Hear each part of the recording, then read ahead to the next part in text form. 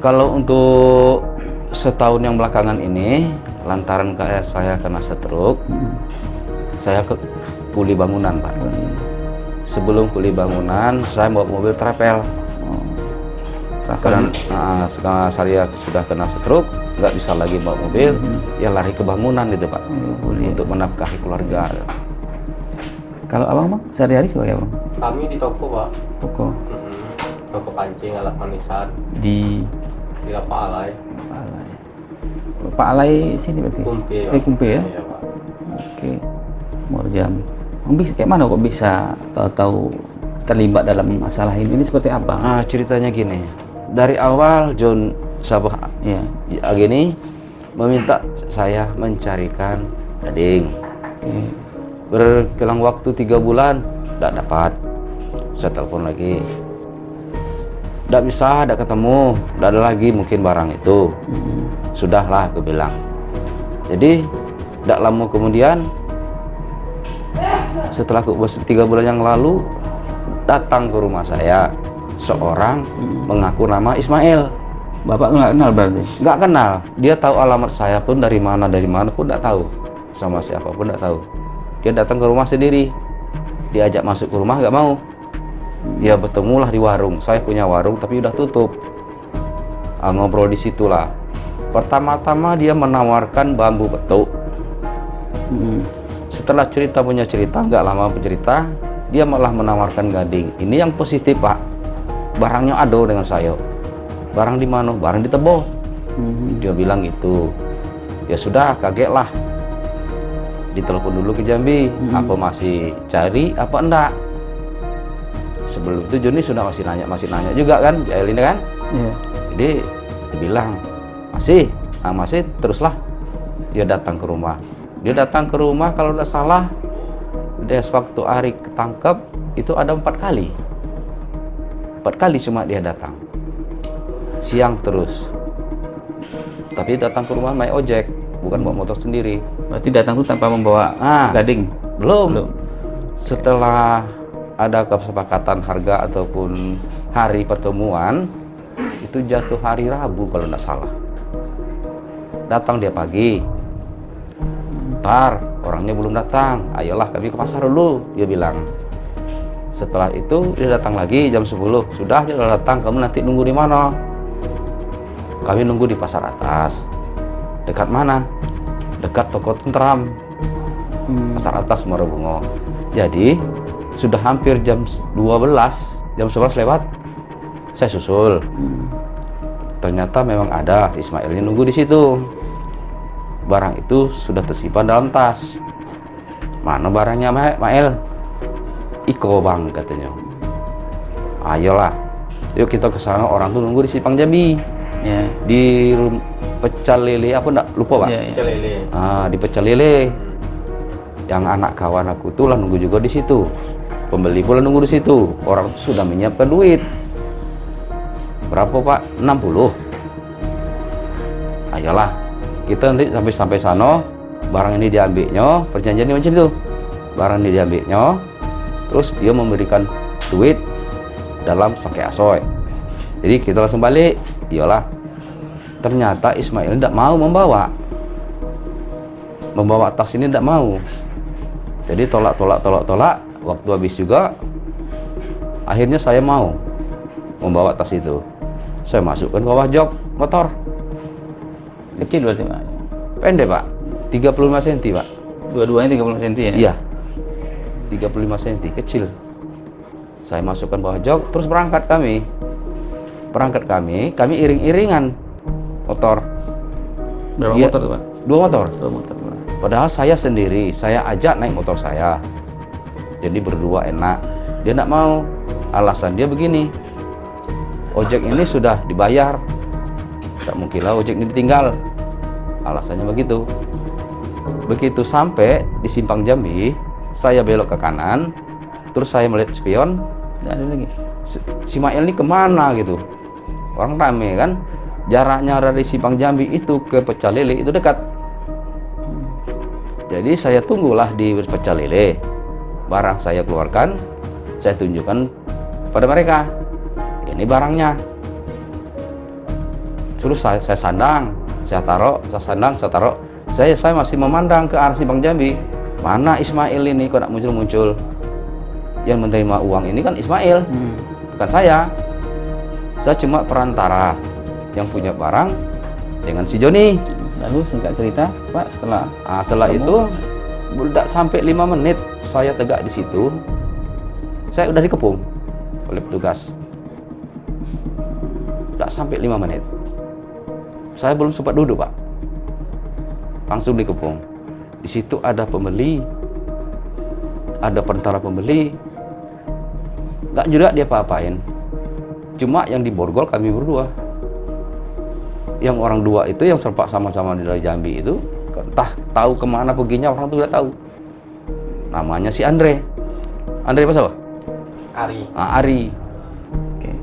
Jadi Bapak ingin mengatakan sebagai korban gitu, Pak? Iya. Ya, oke. Apapun itu nanti mungkin tetap ya pengadilan lah mungkin Iya. membuktikan, Pak ya. Seperti apa kejadian sesungguhnya. Oke. Tapi kalau dengan dunia seperti ini, apa belum pernah sebelumnya, Pak? Belum pernah sekali kalau yang namanya gading.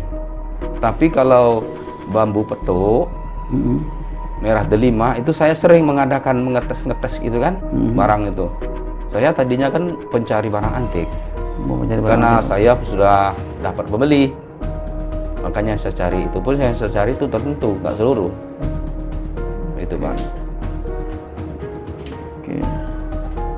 Berarti sampai sekarang pun belum Bapak nggak tahu lagi rimba si Nggak Ismail tahu, tadi Pak. itu ya? Nggak tahu, Pak. Lalu waktu Bang J ini meminta mencarikan gading itu lewat apa? Lewat telepon berarti? Telepon. Oke. Iya. Bang J di sini di Jambi lah ya, Bapak di Bungo gitu ya. Oke. Bang, tadi diceritakan Abang kayak meminta dicarikan gading. Iya, Gimana? kami disuruh, Pak. Oleh? Orangnya sering main ke rumah. Kami kan buka manisan. Nah, jual burung kecil, apalah tak ada yang dapat pikatan jual gitu. Nah, orang tuh sering ke rumah tiap hari. Dan Kenal terus- Bang? Udah kenal berarti kalau tiap hari ke rumah udah. Tiap hari itu gimana, Pak ya? 4 kali lah dia tuh ke rumah, Pak. Hari ini, dan besok lagi minta cariin barang kayak gitu, Pak. Ada nggak? Kami minta tahu. Kami tak main itu kan. Nah, kami bilang kami usahain. Kalau ada, kami carilah informasi dengan bapak-bapak nih. Kalau ada barang-barang yang tersimpan, barang klasik tadi itu. Tidak terpikir Bang Antik. bahwa itu ya melanggar hukum lah Nggak namanya. tahu, Pak, kami, Pak. Itu. Nah, sebelumnya kami nggak tahu. Abang kepikir kok ke Pak Aji tadi, Pak AL seperti apa? Kok bisa tuh? Kami nanyain, Pak, bukan saya ke orang gitu. Yang kami tanyain itu bukan 1 orang, ada 3 orang yang ditanyain kalau ada nyimpan barang antik, barang-barang lama gitu. Nah, dan itu udah lama itu ya dengan apa ini kan baru ada kabar gitu, Pak. Sudah lama itu kan baru ada kabar. Kalau ini ada, baru kami kabari hari tadi. Oke, Nah, gitu ya. Iya, Lalu Pak. selanjutnya untuk transaksi apakah yang di Bungo tadi dengan Ari itu atau bukan nih, Bang? hari di Bunga kemarin, Pak. Yang membeli tadi itu ya? Iya. Oke, siap. Oke.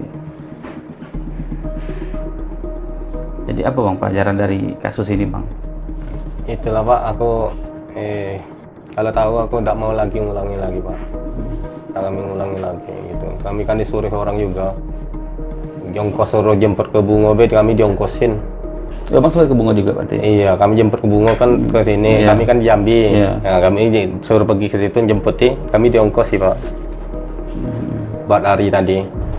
Untuk ongkos mobil. Iya. Mobil naik, mobil tambang. Berarti dengan Ari ini tadi artinya bukan baru boleh dibilang baru kenal gitu lah ya? Bukan Baru teman kenal, dekat. Pak. Temen baru kenal tuh kan. Aku rumahnya kayak dia bilang cuma Broni, tapi belum pernah main ke rumah gitu. Belum pernah aku main ke rumah dia. Cuma dia pernah ngomong cuma di Broni kata dia. Oke.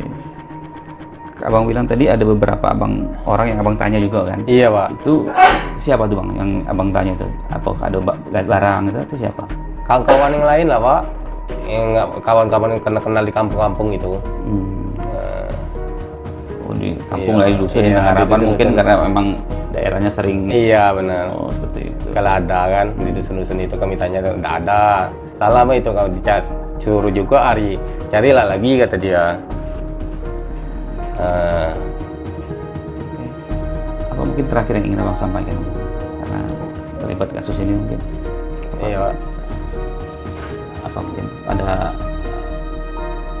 yang ingin abang sampaikan mungkin supaya orang banyak jangan sampai lah terlibat hal-hal seperti ini mungkin. Itulah Pak. Kalau sudah tahu ini barang yang abang dilindungi, kami tidak mengulang lagi Pak. Demi Allah. Oke. Itu aja bang ya. Iya Pak. Oke lah. Oke lah bang, Pak. Terima kasih Pak untuk waktunya Pak. Ya, kami semoga ada jalan terbaik lah Pak. Iya, untuk iya, Pak. iya. Bahwa apa yang Bapak sampaikan mungkin nanti di pengadilan kan.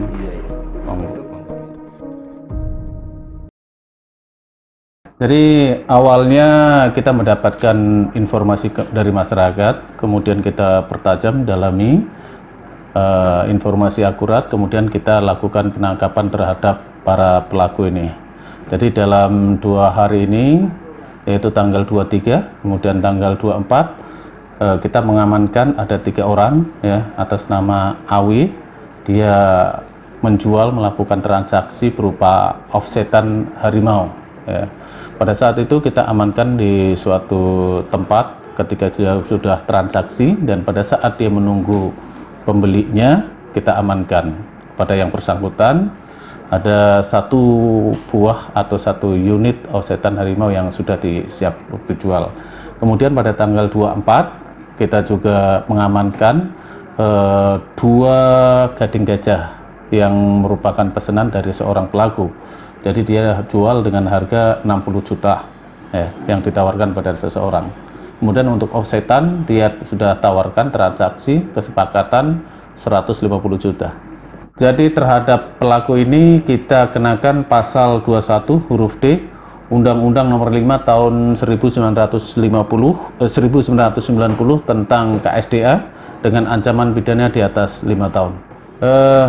Kepada masyarakat saya menghimbau agar jangan tergiur dengan tawaran ataupun iming-iming dari seseorang dengan harga yang cukup tinggi untuk melakukan pembunuhan atau menjual binatang-binatang atau hewan-hewan yang dilarang di dalam undang-undang.